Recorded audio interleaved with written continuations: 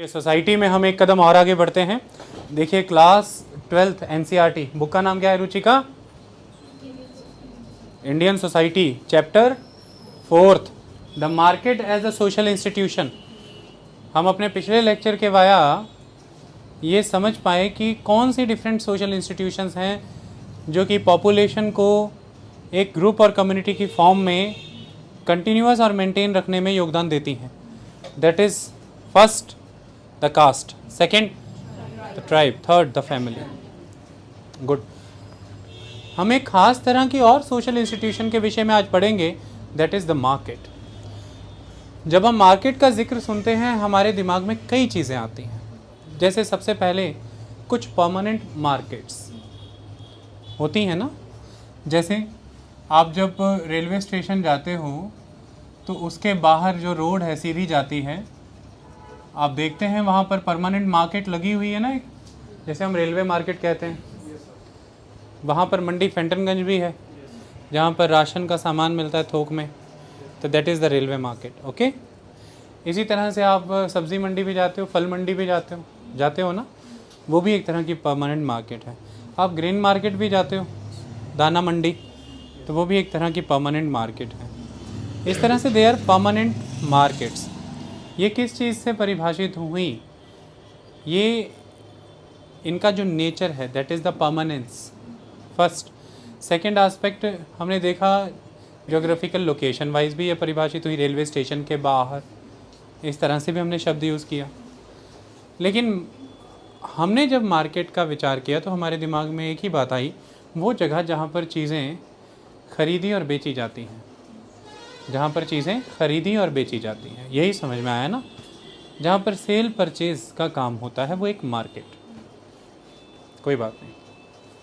इसके अलावा अगर हम जाएं तो हमने ये भी देखा कि मार्केट ऐसी भी होती हैं जिनका कोई एक परमानेंस नहीं है, लेकिन वो वीकली बेसिस पर या मंथली बेसिस पर या 6 मंथली वो ऑर्गेनाइज होती रहती हैं, रोटेट करती रहती हैं, कभी एक जगह पर कभी दूसरी जगह पर, वो भी मार्केट होती हैं। जैसे हाट लगा करते हैं, और मोस्टली ट्राइबल एरियाज़ में, एग्रेरियन इकोनॉमी में, विलेजेस में ये वीकली हाट बड़े इंपॉर्टेंट होते हैं, ख़ास तौर पर फ्राइडे को लगा करते हैं। यहाँ जालंधर में भी अगर आप देखें तो यहाँ पर एक रोड है, गुरु नानकपुरा फाटक है, वो वाली जो सड़क है वहाँ पर एक ख़ास दिन मंडी लगती है। वो मंडी सारा हफ्ता अलग अलग जगहों पे घूमती रहती है, एक दिन हफ्ते में वहाँ भी लगती है। तो इस तरह से ये रोटेट करती रहती हैं। आई बात समझ में? तो इन्हें आप टेम्परेरी कह सकते हैं, या आप इन्हें ये मान सकते हैं कि भाई एरिया स्पेसिफिक मार्केट्स हैं ये वाली। किसी किसी एरिया में लग जाएंगी तो फ्राइडे को इस एरिया में लग जाएगी, ट्यूसडे को उस एरिया में लग जाएगी, such type of markets, majorly tribal markets. और फिर हाट सिस्टम इसे आप कह सकते हैं कि हाट लगेगा आज।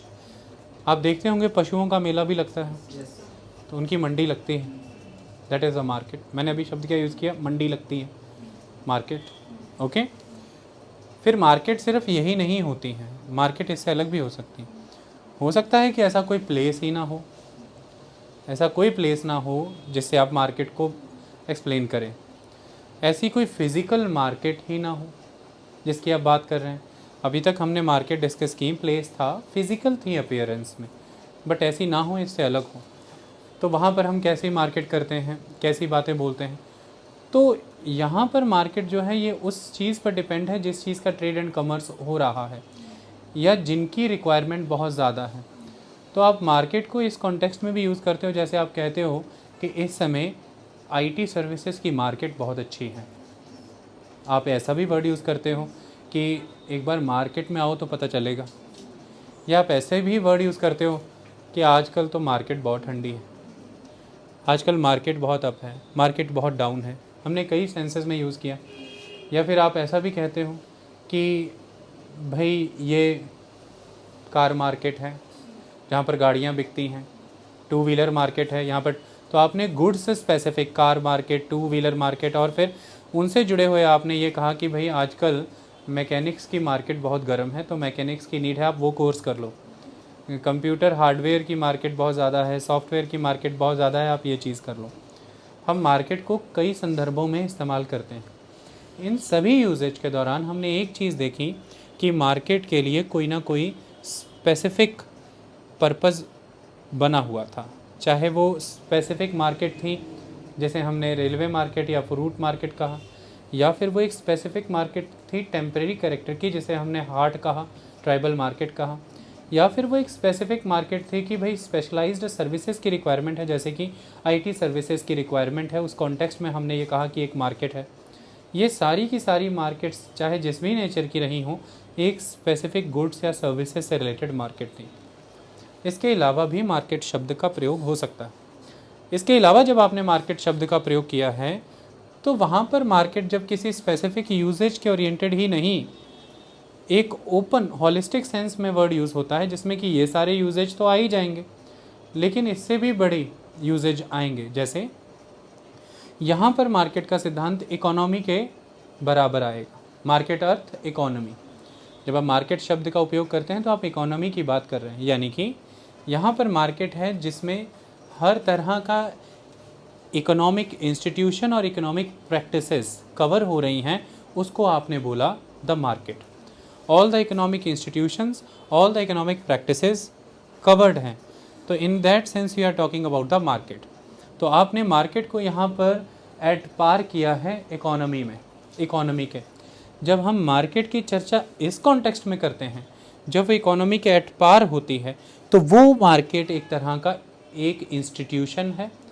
बहुत से स्कॉलर्स उसे एग्जैक्टली इकोनॉमिक इंस्टीट्यूशन की कैटेगरी में रखते हैं, ये बता करके कि इकोनॉमी के अपने लॉज हैं वर्क करने के, और वो लॉज जिस भी किसी पॉलिटिकल या कल्चरल या सोशल स्फेयर में वो मार्केट है, वो मार्केट क्योंकि इकोनॉमी के एट पार है, तो वो मार्केट एक इकोनॉमिक इंस्टीट्यूशन या फिर वो इकोनॉमी ही इन इटसेल्फ उन सोशल, पॉलिटिकल और कल्चरल स्फेयर से बाहर ट्रीट की जाती है उन इकोनॉमिस्ट स्कॉलर्स के द्वारा जो ये मानते हैं कि इकोनॉमी एक सेपरेट ब्रांच ऑफ स्टडी है। चाहे किस तरह की भी पॉलिटिकल, कल्चरल या सोशल स्फेयर में वो मार्केट लोकेटेड है, प्लेस्ड है या मार्केट डिस्कशन में है, लेकिन वो उसे एक इकोनॉमी का एलिमेंट पकड़ करके ट्रीट करते हैं with distinctive laws, principles and practices कि economy is a separate thing in context of polity, society, culture. तो ये उसका एलिमेंट नहीं है, ये एक अवधारणा है, ऐसे बात होती। जब इस तरह से बात होती तो इकोनॉमी को कैसे देखा जाता होगा, अर्थात मार्केट को कैसे देखा जाता होगा, ऐसे देखा जाता होगा कि किसी भी चीज़ के मूल्य निर्धारण में पूजा किन किन चीज़ों का योगदान है। इकोनॉमी में हम क्या स्टडी करते हैं, प्राइस कैसे डिटरमिन होते हैं, यही स्टडी करते हैं ना। जब हम MBA कर रहे थे तो हमें बताया जाता था कि भाई 14 से 16 प्रकार की प्राइसिंग होती है, डिफरेंट तरह की प्राइसिंग। BCom MCom वालों को भी पढ़ाते ही होंगे, हमने की नहीं तो हमें नहीं पता, तो उसमें भी होता होगा। प्राइसिंग के प्रकार अलग अलग। प्राइस डिटर्मिनेशन इकोनॉमी का एक पार्ट है, तो हम इकोनॉमी में यही देखते हैं, किसी चीज़ का मूल्य निर्धारित करना। कवलजीत, यही तो बड़ी चीज़ है ना, पहला एस्पेक्ट। दूसरा एस्पेक्ट, किस प्रकार की इन्वेस्टमेंट किस प्रकार के नतीजे लेकर के आएगी। हम इकोनॉमी में यही देखते हैं ना कि भाई इस तरह की इन्वेस्टमेंट करेंगे, इन्वेस्टमेंट फाइनेंशियल हो सकती है, आप सीधे सीधे एक फाइनेंशियल इन्वेस्टमेंट करके सिक्योरिटीज़, बॉन्ड्स खरीद सकते हैं और उसमें आपको रिटर्न्स क्या आ रही हैं, in the form of interest आ सकता है या इक्विटी आ सकता है, आपको डिविडेंड आ जाएंगे। जैसे अगर आपने कोई FD ले ली है, इंटरेस्ट आ जाएगा, आपने शेयर्स ले लिए हैं तो डिविडेंड आ जाएगा, सिंपल। ये भी तो एक तरह की इन्वेस्टमेंट हुई। या आपने प्लॉट ले लिया, वो भी इन्वेस्टमेंट है। या आपने एजुकेशन, हेल्थ, कैपिटल फॉर्मेशन में इन्वेस्ट कर दिया, उसका भी एक रिटर्न है। या आपने इंडस्ट्री में इन्वेस्ट किया कैपिटल के रूप में, उसका भी एक रिटर्न है। तो इकोनॉमी फिर यही स्टडी करती है कि भाई किस तरह की इन्वेस्टमेंट पे किस प्रकार के आउटकम, ये भी इकोनॉमी का स्टडी मैटर है। और दूसरा, इकोनॉमी स्टडी करती है कि भाई कौन सी चीज़ें हैं जो निर्धारित करती हैं ख़रीद फरोख्त को, सेल परचेज़ को, यानी कि डिमांड सप्लाई को। तो डिमांड सप्लाई को कौन सी चीज़ें हैं जो प्रभावित करती हैं, फैक्टर्स कौन से हैं, डिमांड और सप्लाई को कौन से फैक्टर्स प्रभावित करते हैं, कौन से फैक्टर्स हैं जो प्राइजेस को डिटरमाइन करते हैं, और किस तरह की इन्वेस्टमेंट्स में किस तरह के आउटकम्स। ब्रॉडली इकोनॉमी इसी के आसपास है। किसके नज़रिए से देखने पे मीना? एक इकोनॉमिस्ट के नज़रिए से देखने से, जो कि ये मान रहा है कि इकोनॉमी अर्थात मार्केट जिस भी किसी सोशल, पॉलिटिकल या कल्चरल सेटअप में है उससे सेपरेट चीज़ है। इसके अपने लॉज हैं, अपने प्रिंसिपल्स हैं, और उन लॉज और प्रिंसिपल्स के तहत इसको स्टडी करिए। तो स्टडी आप ये करेंगे, मूल्य कैसे निर्धारित होता है, निवेश के क्या नतीजे निकलते हैं, और मांग और उत्पादन के सिद्धांत क्या हैं, ये कैसे कंट्रोल होता है, बस दैट्स इट। लेकिन बहुत से स्कॉलर्स हैं जो ये मानते हैं कि ये अधूरा है, ऐसे पढ़ाई नहीं होती। इकोनॉमी को अर्थात मार्केट को अगर हम सोशल पर्सपेक्टिव से देखें तो नतीजे कुछ और ही निकलते हैं। आज हम आपको बस वही करके दिखाएंगे। सोशल पर्सपेक्टिव से क्या पढ़ाएंगे? मार्केट। और इनडायरेक्टली क्या पढ़ा देंगे अगम? इकोनॉमी। यार बोलो। हाँ, मार्केट अर्थात, हाँ ये अर्थात बोलो। मार्केट है, मार्केट अरे बोला करो ना, फिर घर पे ऐसा ना लगे ना कि कोई ग्रीक गॉड का ही नाम ले रहे हो। तो ये है इकोनॉमी। ओके, सोशल पर्सपेक्टिव के लिहाज से हम देखते हैं। देखिए हम, हाँ बेटा ठीक हो, आंखें नहीं ऐसे ऐसे बंद करनी, ठीक है? पीते रहो इसको पीते रहो। देखिए हम जिस समय की बात कर रहे हैं, हम बात कर रहे हैं, शुरुआत कर रहे हैं इंग्लैंड। प्रिया किसकी बात कर रहे हैं? अच्छा ये इसका नाम ऐसे क्यों पड़ा? किन का लैंड है ये? बेटा एंगल लोगों का लैंड है ये, एंगल लैंड है। तो नाम क्या हो गया? इंग्लैंड। हाँ चलो, अच्छा एक सवाल और पूछते हैं, इंग्लैंड किसका हिस्सा है? ब्रिटेन का, ग्रेट ब्रिटेन का, या यूनाइटेड किंगडम का? अच्छा चलो कोई बात नहीं, वो भी तुमको समझ आ जाएगा कि ये किसका हिस्सा है। अगर अकेला ब्रिटेन भी हो तो इंग्लैंड है, ग्रेट ब्रिटेन या यूके होने की ज़रूरत नहीं। ओके ठीक है भाई। यूके किन से बनता है?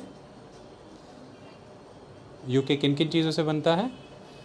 The England, the Scotland, the Wales और द नॉर्दर्न आयरलैंड, इनसे मिलके क्या बनता है? The United kingdom. ओके, इसे नाम क्या है? United kingdom. चलो गुड, अच्छे बच्चे आप। अगर हम ये इंग्लैंड वाला और वो स्कॉटलैंड वाला जोड़ ले तो बनता है ब्रिटेन। इंग्लैंड, स्कॉटलैंड और वेल्स को जोड़े तो बनता है ग्रेट ब्रिटेन। और जब हम जोड़ते हैं किसको? नॉर्दर्न आयरलैंड को, बनता है यूनाइटेड किंगडम। इस पे वीडियो बना के लोगों ने व्यूज़ बहुत लिए हैं। हमने 2014-15 में हमारी रिकॉर्डिंगों में ये बता दिया है, और वो भी बड़े आम से तरीक़ों में, कोई व्यू नहीं मिला हमें।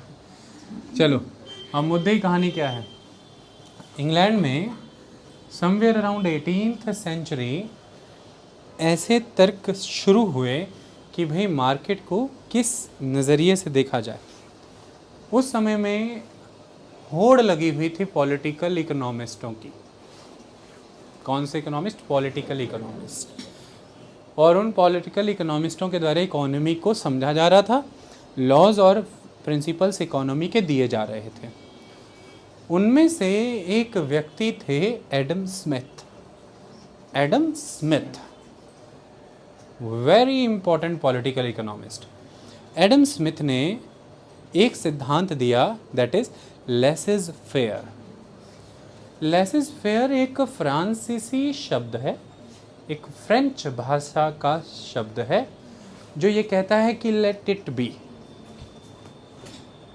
खुला छोड़ दो।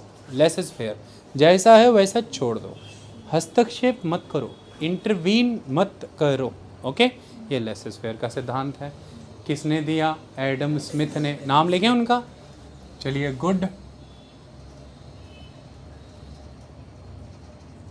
एक पॉलिटिकल इकोनॉमिस्ट थे, इनके द्वारा सिद्धांत दिया गया।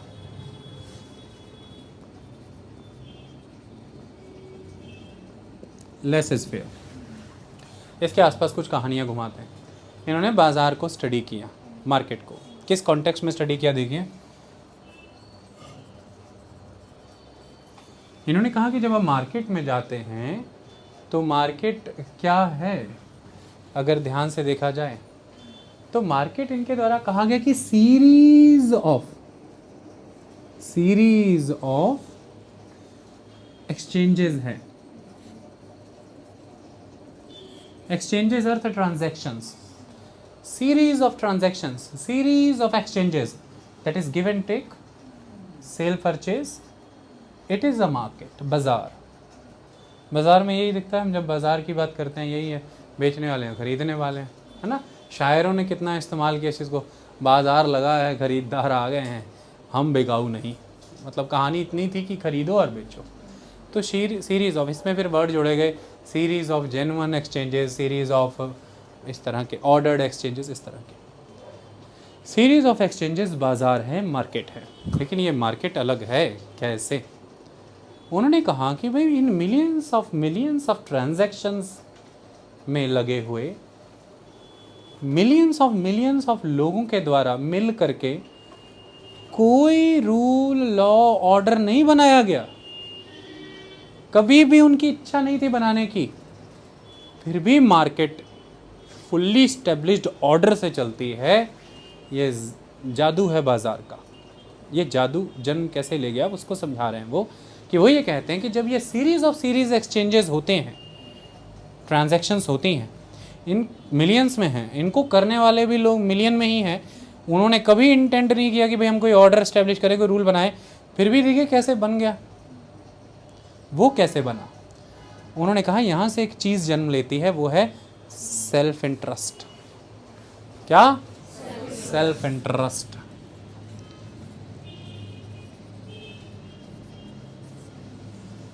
सुमेधा, एक आर्किटेक्ट के तौर पे आप जब भी कोई काम करने जाएंगी, कोई प्रोजेक्ट करने जाएंगी, मुझे बताएं आपका सेल्फ इंटरेस्ट क्या होगा? आप what would be your self interest as entrepreneur? और उसका रीज़न क्या होगा? आप अपने अकॉर्डिंग डिज़ाइनिंग क्यों करना चाहेंगे? बिकॉज़ मैं बाउंड नहीं होंगी। हाँ, मतलब उसका अंत नतीजा क्या निकलेगा, आउटकम क्या निकल के आएगा? आउटकम क्या निकलेगा? हाँ, आप ये किसी कारण से ही चाह रहे होगे ना, वो कारण मैं सुनना चाहता हूँ। बिकॉज़ जिस पर्सपेक्टिव से चीज़ों को मैं देखती हूँ शायद क्लाइंट ना देखे। को ओवरऑल जो ये बता नहीं पा रही, मैं कह देता हूँ। मतलब इनको ऐसा लगता है कि जिस डोमेन में मेरी एक्सपर्टीज़ है, मैं क्लाइंट के माइंड को रीड कर गई हूँ, अब वो बहुत सी चीज़ें due to lack of expertise नहीं बता पाएंगे, ना समझ पाएंगे। मैं उनकी रिक्वायरमेंट समझ गई, अब उसमें सारी टेक्निकलिटीज़, एक्सपर्टीज़ मैं अपनी ऐड करके उनको बेस्ट वर्जन दूंगी, बट शर्त है हस्तक्षेप ना हो। इनका सेल्फ इंटरेस्ट फाइनली क्या निकला? ये अपनी एक्सपर्टीज़ को बेस्ट पॉसिबल मैनर में यूज़ करके एक quantitatively, qualitatively, technically sound project उनको देना चाहती हैं। इसलिए वो कोई भी नॉन एक्सपर्ट इनपुट्स नहीं चाहते उस मामले में। बस आप अपना डिमांड बताइए, आइडिया बताइए। इनका सेल्फ इंटरेस्ट यही था। जानते हो क्यों? कई रीज़न हो सकते हैं। उनका पैशन है अपने काम के प्रति, उनका इंटरेस्ट है। सबसे बड़ी चीज़ है कि उनके किए हुए प्रोजेक्ट से वो जाने जाएंगे। तो वो मार्केट में एक ऐसा नेम इस्टेब्लिश करना चाहते हैं, एक ऐसी क्वालिटी इस्टेब्लिश करना चाहते हैं कि वो उससे जाने जाएं, उनका नाम ग्रो करे, उनका ब्रांड ग्रो करे, वो और ग्रो कर जाएंगे एक दिन में। ये उनका सेल्फ इंटरेस्ट है तो भाई सेल्फ इंटरेस्ट ही ना। इससे हुआ क्या क्या देखो, काम जो है वो एक्सपर्टीज ओरिएंटेड हुआ। एक्सपर्ट लोगों ने काम किया, नॉन एक्सपर्ट ने नहीं। सभी तरह के civil construction related standards follow होंगे अगर क्वालिटी अचीव करने की कोशिश होगी। Right amount of, right type of mixture होगा मटेरियल का, यानी कि क्वालिटी मेंटेन रखने की कोशिश की जाएगी। कॉस्ट को इफेक्टिव रखने की कोशिश की जाएगी ताकि प्रोजेक्ट किफ़ायती भी रहे। वेस्टेज रिड्यूस करने की कोशिश की जाएगी। तमाम वो चीज़ें की जाएंगी जो इनके सेल्फ इंटरेस्ट को सर्व करेंगी। ओके और अंततः यही तो चाहिए भाई। चाहिए क्या हमें? एक्सपर्ट्स के द्वारा बनाए गए project, cost effective project, quality oriented project, सभी रूल रेगुलेशन, अर्थक्वेक से लेकर के हर तरह के हजार्ड और डिजास्टर से रिलेटेड फॉलो होने वाले स्टैंडर्ड्स वाला प्रोजेक्ट, ये हमें चाहिए था। समाज को क्या चाहिए था? ये तो इनके सेल्फ इंटरेस्ट से सोसाइटी का एट लार्ज गुड हुआ कि नहीं हुआ? सोसाइटी का एट लार्ज गुड हो गया नेचुरली जब इनका सेल्फ इंटरेस्ट फॉलो हो गया। चलो अब बाजार पे आते हैं। बाजार में सब लोग अच्छा, हाँ, एक फिल्म का सीन बताता हूँ। मुझे फिल्मों के सीन बताने की आदत है। एक मूवी थी, उसमें थी, जहाँ तक मैं गलत नहीं हूँ, नूतन थी और अमिताभ बच्चन थे। अमिताभ बच्चन उस समय में खजूर से निकले रस का गुड़ बना करके बेचा करते थे उस मूवी में। मूवी बहुत अच्छी थी, मुझे पक्का नाम भी याद आ जाएगा। अमिताभ बच्चन मुस्लिम कम्युनिटी से थे, मुस्लिम बने थे उस मूवी में।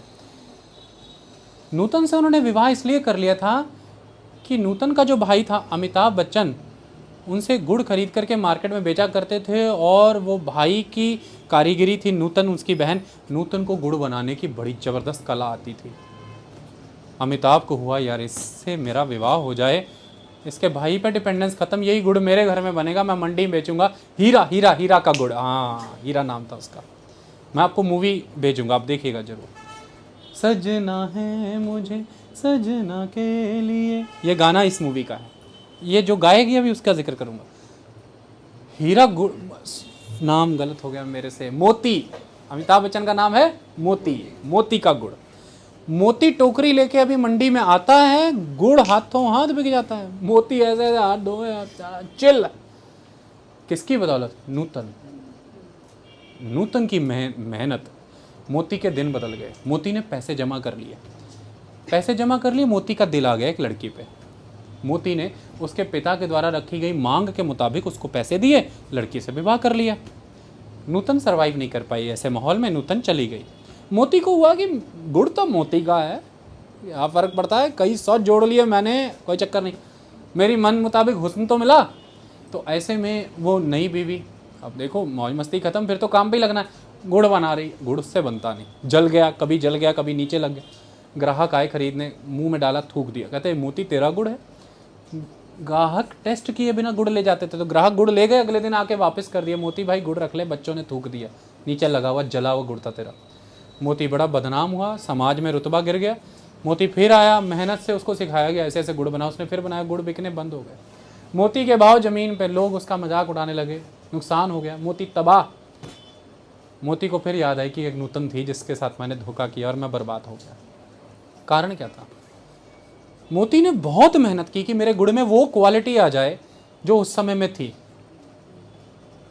सभी गुड़ वालों से बेहतर मेरा गुड़ बिके। तो देखिए, कोई भी प्रोड्यूसर है ना, जो सेलर है, उसकी एक डिमांड रहती है कि भाई एक तो उसकी चीज़ अधिक बिके, उसके पीछे के कारण दो रहेंगे। या तो आपने कोई ऐसी चीज़ बनाई है जो औरों ने बनाई नहीं, और या औरों ने भी बनाई है तो आपकी चीज़ की क्वालिटी ऐसी है जो औरों में है नहीं। तो कीमत और मात्रा, कितनी मात्रा में बिकेगी और आपको क्या कीमत मिलेगी, यह निर्भर करता है कि भैया आपने क्वालिटी, कैरेक्टर कितना मेंटेन किया चीज़ का। तो अब सामान ज़्यादा बिके और अच्छी कीमत में बिके, ये उस पर्सन का सेल्फ इंटरेस्ट है। लेकिन इस सेल्फ इंटरेस्ट की वजह से वो कंपेल हो रहा है किस चीज़ के लिए? बेटर क्वालिटी स्टैंडर्ड्स के लिए, अच्छी क्वालिटी की चीज़ प्रोड्यूस करने के लिए।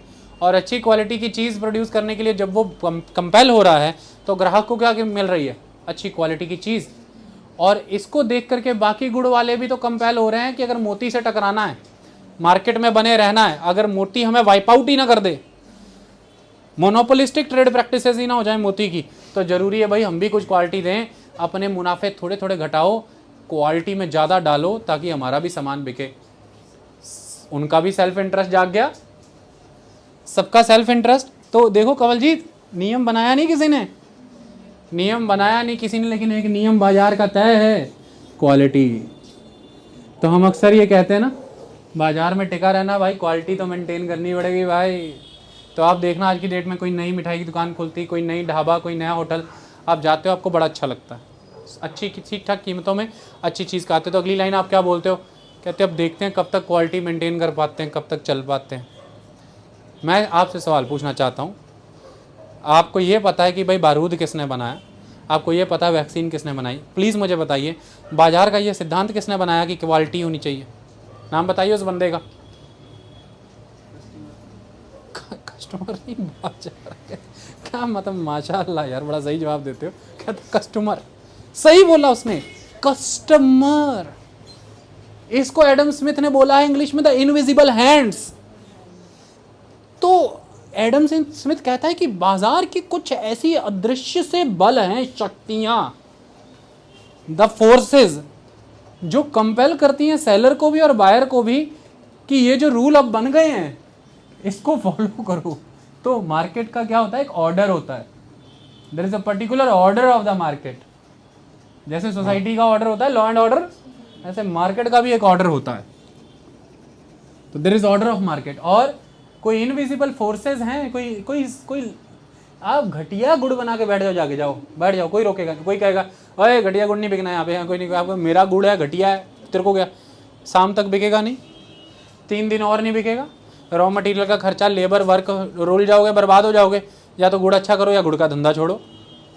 मतलब बाजार में कोई रूल नहीं है कि घटिया गुड़ बढ़ा के, लेकिन बाजार का रूल है कि बेटा बोरिया बिस्तरा पैक करवा देंगे तुम्हारा, अगर गुड़ अच्छा नहीं हुआ तुमको स्टॉल छोड़ के भागना ही पड़ेगा, क्योंकि तुम वो जो कंपेलिंग फोर्सेस हैं उनके बनाए ऑर्डर से बाहर खेल ही नहीं सकते। इसे कहते हैं बाजार का खेला। और ये फोर्सेस हैं, बस हैं। इसे कहा गया है इनविजिबल हैंड्स, मार्केट के invisible hands. Invisible hands will work, ऐसा एडम स्मिथ कहते हैं कि वो अपने आप वर्क करेंगे। और ये एक ऐसी मार्केट है जो मुक्त बाजार है, फ्री। जब इनविजिबल हैंड, जब फोर्सेस लगी हुई हैं, इसमें इंटरवीन। अब घटिया गुड़ मोती बना के ले आया। मोती कौन सा गुड़ बना के लाया रीटा? घटिया से शब्द सीखो। मोती ऐसा गुड़ बना के ले आया, और उस बाजार में एक गुंडा रहता है, चाबुक लेके घूमता रहता है, और वो चाबुक मार मार के सबको कह रहा है आज गुड़ कौन किसका खरीदोगे? सब कह रहे हैं मोती। जो मोती गुड़ नहीं खरीदा उसे नहर में काट के फेंक दिया जाएगा। मजबूरी में सब किसका गुड़ खरीद रहे हैं? मोती का। बाकी गुड़ वाले कह रहे हैं जब मोती और गुड़ घटिया हो के भी कल्लू दादा की वजह से बिकी जाना है, हम घरों में बैठ के इतना मेहनत क्यों करें कि गुड़ बनाओ मैं अच्छा, इससे बेहतर है दादा के पास जाते हैं। दादा मोती कितना शेयर देता है? 2 टका। दादा 3 टका लो, हमारा बिकवाओ, उससे भी घटिया गुड़ है। चलो मार्केट में ग्राहक गुड़ खाना ही, ग्राहक कहेगा भाई अगर दादा के चक्कर में घटिया ही गुड़ मिल रहा है, हम गुड़ छोड़ ही देंगे, अंगूर खा लेंगे, बेर खा लेंगे, गन्ने का रस गन्ना चूस लेंगे। चलो छोड़ो, हम सीधे सीधे खजूर ही खा लेंगे भाई पेड़ से, वहां तो दादा की नहीं चलती। पेड़ तो अपने मजे से मीठापन देता है ना, वो खा लेंगे। बाजार ध्वस्त। एक बाजार बंद हो गया, गुड़ की मंडी बंद, गुड़ मंडी बंद, कितने लोग बेरोजगार, सब तबाह। एडम स्मिथ कैसा है? ऐसे दादा लोग एंटर ना करें मार्केट में, दादापंथी मत दिखाओ। विदाउट इंटरवेंशन मार्केट चलने दो, इनविजिबल हैंड्स को अपना काम करने दो। इसलिए एडम स्मिथ किसी गवर्नमेंट, किसी इंस्टीट्यूशन, किसी स्टेट, किसी कॉरपोरेशन, कमीशन का दखल नहीं चाहता बाजार के अंदर। वो कहता है बाजार को मुक्त बाजार, फ्री हैंड दे दो बस। इसकी वजह से ही जब फ्री डिमांड, फ्री सप्लाई के दम पर बाजार चलेगा, वही सही बाजार चलेगा बस। तो एडम स्मिथ के बाजार में डिमांड सप्लाई ही मार्केट फोर्सेस की तरह काम करती हैं। इनको क्या कहा गया है? Market forces. और इनको आप क्या कह सकते हैं? Invisible hands. और डिमांड और सप्लाई के साथ बहुत से गुण आ जाएंगे, जिनमें से मैंने सिर्फ एक ही लिखा है, क्वालिटी। ऐसे ही कीमत, इनविजिबल हैंड ही कीमत निर्धारित करेंगे। वो कहेंगे मोती का गुड़ बिकता है भाई, मैं उन जमाने की फिल्म का जिक्र कर रहा हूँ तो रेट भी वैसे बताऊंगा। मोती का गुड़ बिक रहा है 4 रुपये किलो, ₹4 पर केजी। वो कह रहे हैं हमारा गुड़ अब नूतन तो है नहीं हमारे पास। वो बाजार के उसके कंपटीटर ऐसी ही बातें करते थे, कहते भाई इसकी बेगम हमारे पास तो है नहीं, गुड़ कैसा बनाए? तो ग्राहक फिर भी चाहिए हमें। बहुत से ग्राहक हैं जो 4 रुपये किलो भर नहीं सकते, नहीं भर सकते।